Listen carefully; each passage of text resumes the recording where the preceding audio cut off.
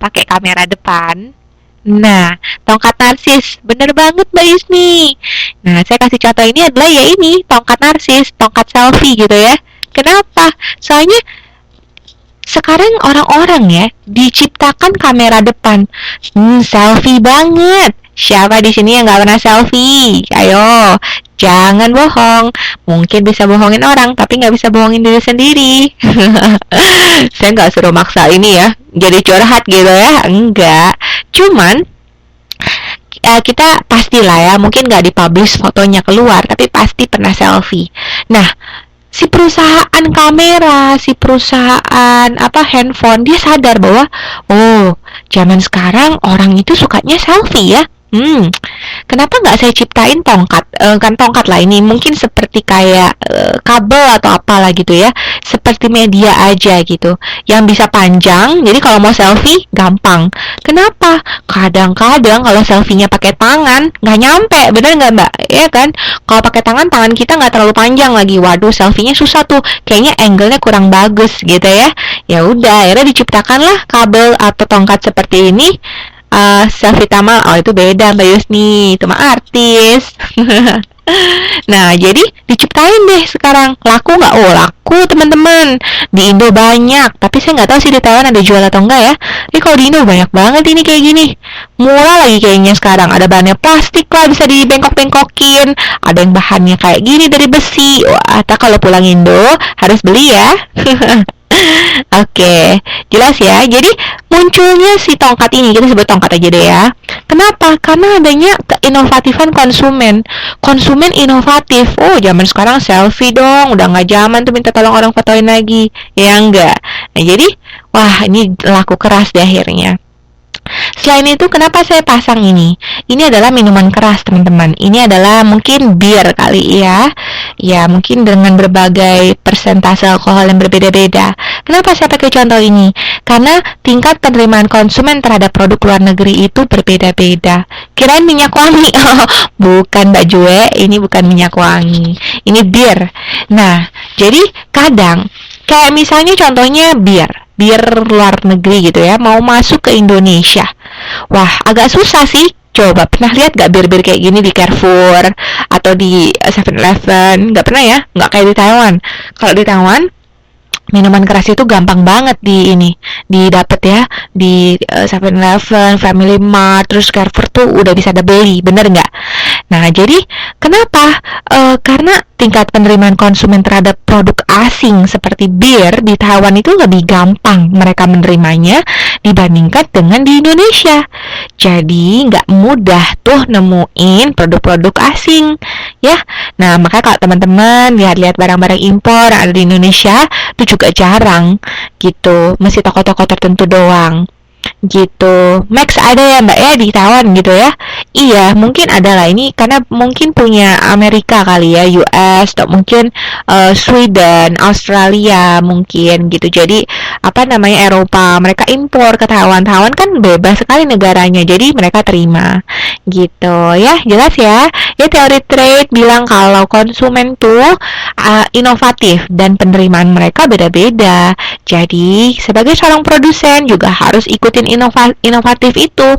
Dan lihat, kalau memang tidak bisa diimpor ke Indonesia, ya coba mungkin negara lain, atau mungkin diubah persentase alkoholnya lebih rendah di Indonesia gitu ya, atau mungkin kemasannya yang diubah gitu. Karena kalau di sini coba lihat, bir tinggi-tinggi ya, gede-gede kayak gini ya. Setahu saya kalau bir di Indonesia itu nggak setinggi ini, pendek-pendek, ceper-ceper gitu ya. Mungkin kebanyakan kali ya.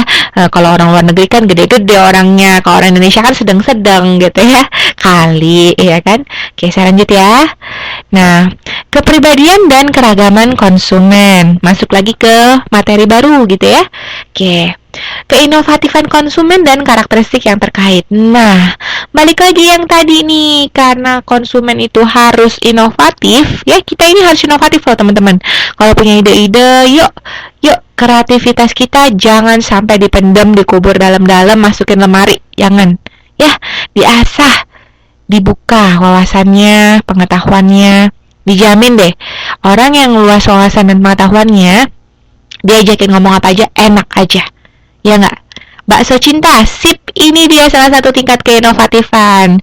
Jadi, keinovatifan konsumen dan karakteristik yang terkait ini, karakteristik yang menentukan apakah konsumen itu seorang inovator atau bukan. Yang pertama, inovatif apa enggak? Wah, ada orang bilang, oh, lele crispy. Wah, kayaknya enak tuh ya Mbak Yusni ya. Sayangnya di Taiwan nggak ada lele ya. Nggak ada pecel lele pinggir jalan gitu. Aduh, saya kangen banget tuh makan lalapannya juga. Nah, jadi mungkin ada ya sebelum adanya bakso cinta ini, gitu ya. Dulu mungkin teman-teman gitu ya, ada dari teman-teman yang pecinta bakso gitu di sini ngomong nih sama abang bakso, "Bang, kalau dipikir-pikir ya, bakso dari zaman emak saya kecil gitu ya, bulet melulu bang, bosen. Gimana kalau dibuat unik sedikit gitu ya." Makasih Mbak Dwi. Mudah-mudahan jadi membantu ya, jadi gampang masuknya gitu ya. Oke, saya cerita lagi ya. Bang, bikin dong baksonya bentuk yang lain. Apa nih? Ya bang, abang tahu sendiri, saya kalau malam minggu nggak kemana-mana, nongkrong di tempat bakso abang melulu sama pacar saya. Ya nggak? Nah, jadi biar makin romantis bang, gimana kalau misalnya bikin baksonya bakso cinta aja bang? Waduh, ini udah kayak film KCB nih teman-teman. Ya nggak? Karena film KCB juga begitu tuh, bikin bakso cinta. Kali yang nonton gitu. Kalau saya nonton, jadi saya tahu. Nah, jadi terciptalah nih, ya kan? Bakso cinta ini dari mana? Dari tingkat keinovatifan konsumennya. Kalau konsumen nggak kepikir, mungkin abang bakso juga nggak kepikir kali. Ya dia mah yang penting bakso gue laris, enak gitu kan? Nah, jadi kita harus inovatif ya. Nah, kemudian adanya dogmatisme. Apa sih maksudnya? Nah, dogmatisme ini maksudnya jadi kayak gini. Ada orang yang dia itu sangat tradisional banget. Kalau bahasa Inggrisnya itu konservatif. Jadi ada orang yang konservatif, ada orang yang nggak konservatif. Jadi kalau dia itu sukanya tradisional mungkin. Zaman sekarang saya nggak tahu ya masih ada apa nggak. Tapi kalau zaman dulu nih, mungkin pakaian ibu-ibu kita, nenek kita masih kayak mbak ini nih, mbak yang jualan jamu. Pakainya itu kebaya. Ya enggak. Ya, dulu zamannya nenek saya punya ibu kali. Aduh, saya juga belum lahir kali ya. Mungkin fotonya, foto saya lihat di foto. Pakaiannya sehari-hari masih begini nih, pakai kayak kebaya. Sekarang mah udah nggak ada mbak ya. Bener nggak teman-teman? Pakainya udah baju biasa. Nah, tapi yang saya mau ceritain di sini bukan soal pakaian. Dogmatisme. Ada loh orang yang percaya kalau sampai sekarang gitu ya, dia lebih pilih minum jamu. Ya enggak? Waduh, tukang jamu pakai begini Mbak Sulastri, itu mah bukan mau jualan jamu. Jualan yang lain. Waduh, itu saya nggak tahu sih, tapi kayak di Indonesia nggak mungkin ya Mbak ya, bisa dicekal itu pakai begini. Oh, di Hong Kong. Wah, Hong Kong ya beda lah Mbak Sulastri. Kalau di Hong Kong ya jualannya juga di pantai kali. Kalau di jalan ya tuh tersangka orang gila. Nah, misalnya jualan jamu gitu ya. Misalnya ibu saya tuh percaya banget gitu ya sama tukang jamu. Kenapa? Jamu ya uang tradisional, alami ya kan, dari tumbuh-tumbuhan dari kunyit asli nih, kunyit gitu ya. Ada beras kencur ya. Oh, teman-teman kalau dulu zamannya kecil suka minum beras kencur nggak nih? Ya kalau dulu saya sama mama saya gitu ya suka dikasihin beras kencur. Katanya biar sehat. Katanya udah gedean dikit disuruh minumnya kunyit asem, ya kan? Mungkin kalau udah berkeluarga minumnya sirih gitu ya, katanya sih.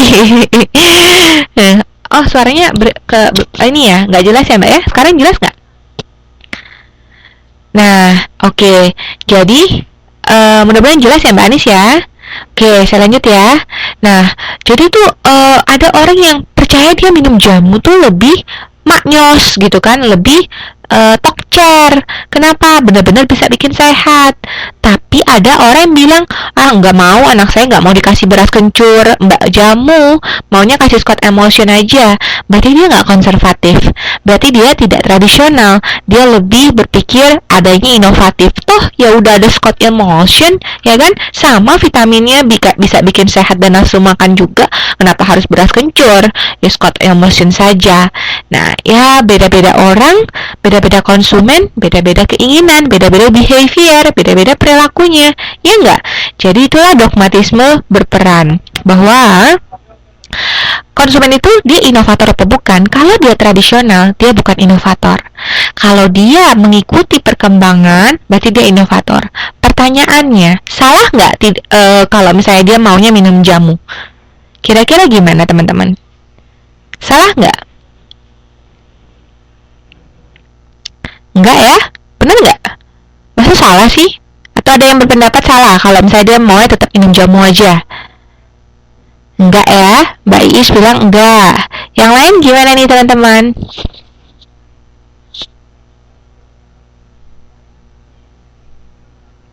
Mbak Arik, Mbak Julia, Mbak Anis, Mbak Yusni, tergantung orangnya. Iya, betul. Kira-kira salah nggak tuh, Mbak? Enggak, kan jamu juga ramuan tanpa zat kimia. Oke. Nah, jadi betul. Nggak salah sebenarnya kalau tetap mengikuti dogma. Artinya tetap mengikuti aturan tradisional yang dianut oleh si konsumen. Tidak masalah. Tapi mungkin sekarang ini lihat kan Mbak Jamu masih pakainya bakul ya, wong inovatif sedikit lah Mbak, jangan pakai bakul mulu, pegel toh ya enggak, coba diganti sama yang lain. Nah mungkin pakai sepeda ya, ada juga ya yang jualan jamunya pakai sepeda, nggak lebih capek ya, bener nggak ya kan. Nah jadi dibuat inovatif, jadi dibuat tidak bakulan lebih enak gitu. Ada juga motor gitu ya Mbak ya. Nah jamu bisa dikategorikan ilegal. Wah, tergantung ya Mbak ya, jamu apa dulu. Ilegal, agak susah juga sih mengkategorikan ilegal gitu. Kalau misalnya mengkategorikan tuh aman gak aman, itu baru tuh. Jadi kadang-kadang ada juga yang bilang percaya bahwa jamu tidak aman, seperti itu. Saya nggak tahu juga deh ya, tergantung ya. Intinya tidak masalah mengikuti dogmatisme tradisional, tetapi bisa dicoba dengan inovatif yang lain, gitu. Oh iya, itu kan karena impor ya Mbak ya, jadi bisa jadi juga ilegal. Iya, karena kan harusnya kalau dari kandungannya mungkin tidak boleh masuk, tapi tetap ada. Jadi ya biasanya mungkin diam-diam kali ya Mbak ya. Oke, lanjut ya.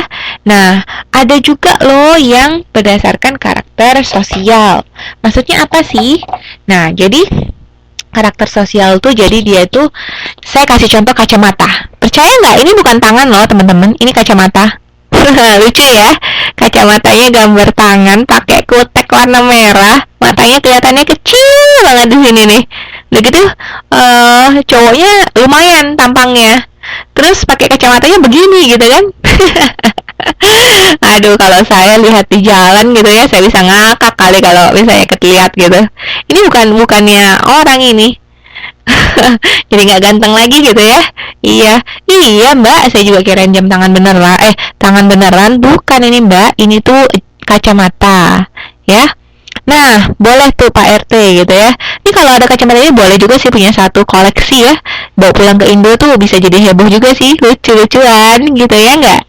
Nah, yang mau saya ceritain karakter sosial. Ada orang ya, kalau ini normal, kalau ceweknya normal, kacamata biasa ya. Tuh, saya kasih yang biasa sama yang luar biasa. Oke, jadi kalau yang luar biasa ini, kadang ada orang yang dia punya kepribadian gini. Saya nggak peduli omongan orang, mau rambut saya kayak begini, mau kacamata saya kayak begini, saya pede aja. Orang saya suka, saya emang orangnya sukanya ekstrim. Misalnya cowok ini bilang, oh saya memang sukanya berbeda dari orang lain, saya nggak mau punya kacamata yang kayak gini, biasa semua orang pakai, ya nggak? Nah, Lady Gaga, mungkin Miley Cyrus juga ya, atau mungkin banyak artis-artis yang dia tuh nggak peduli, yang penting gue happy gitu. Nah, yang penting saya happy. Nah, sama seperti tokoh di sini, si cowok pakai kacamata kayak gini, tapi si cewek bilang, enggak saya maunya cari yang normal-normal aja, bisa dikatain orang aneh lagi, terus dikatain orang nggak cocok lagi, ya enggak. Nah jadi beda-beda ya, ada orang yang karakternya dia nggak mikirin omongan orang, jadi karakter sosial dia nggak mikirin. Ada orang yang dia mikirin, makanya dia pakai kacamata yang biasa-biasa aja gitu ya. Jelas ya. Oke, kemudian tingkat stimulasi optimal. Nah ini contohnya gampang dari Apple. Kenapa Apple, teman-teman? Karena gini, teman-teman sama ini nggak pernah mungkin pakainya Windows 7, bener nggak? Pakainya Windows 8.